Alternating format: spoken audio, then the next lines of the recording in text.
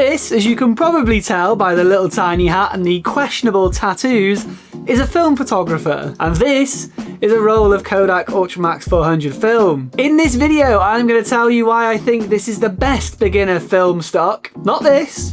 Definitely not this, but this. Hey, so just a quick side note. This roll of T-Max is expired. It expired in October of 2003.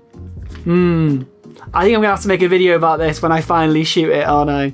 So sick. Now, I personally think that there is a clear-cut, no-brainer best option for your first 35mm film stock. And that is Kodak Ultramax 400. And I will tell you why. Otherwise, this would be a bit of a shit video, wouldn't it? So here are 3 reasons why I think that Kodak Ultramax 400 is the best beginner 35mm film, in my humble opinion. Please don't yell at me. So first and foremost, Kodak Ultramax 400 is a consumer film. This basically just means that it's aimed at casual users rather than professionals. But crucially, what that means is it's lower in price and is much cheaper than professional film stocks like Portra, for example. And given that we all f*** up our first rolls of film, probably a good idea to start with a cheap one, isn't it? Secondly,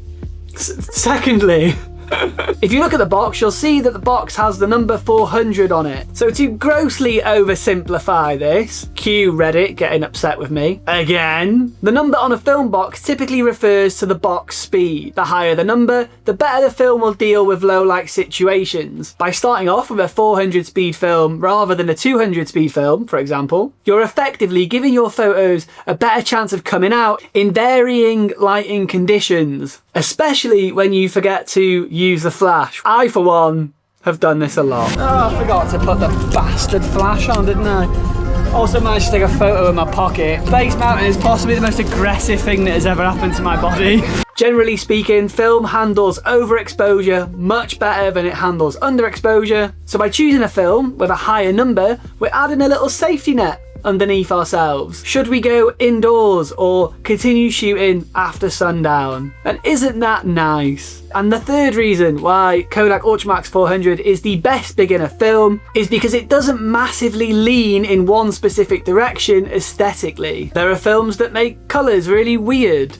There are films that add lots of grain. And then there are film stocks that are really good middle ground films that have typical film stock character, but there's nothing too crazy going on, and that is where Ultramax 400 really shines. Yes, I absolutely love the pastel tones of pulled Portra, or the sick halation that you get with something like CineStill that is made from motion picture film. Just basically the glowy stuff. But these more specialist film stocks are more expensive and often have to be handled with more care to actually get the sort of results that you want. You have much more chance of success by going with a middle of the road film, understanding why it works, and then moving on to the more expensive / specialist film stocks. Or alternatively, you could just buy some lucky 200, slap it in your camera arse backwards, and hope for the best. Do whatever you want, I'm not your mum. So overall, I would argue that Ultramax 400 is the best beginner film stock for 35mm, but that's just me. If you have any suggestions,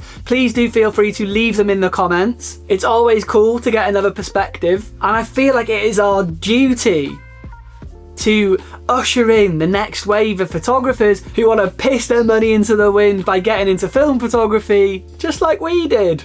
So any and all input is greatly appreciated. And there we have it. Thank you for checking out the video. I appreciate you being here. If you like it, please do consider subscribing to the channel. Press the little thumbs up, not the thumbs down, or press the thumbs down twice. I hope you're having a great week. You can probably hear it, but there is a massive storm going on outside right now. The wind is battering everything up. I mean, a massive storm by the UK standards, so for anywhere else in the world it's like a light drizzle and a really slow breeze. But for the UK, like, this is some pretty heavy wind we're having right now. It's at least 3 miles an hour.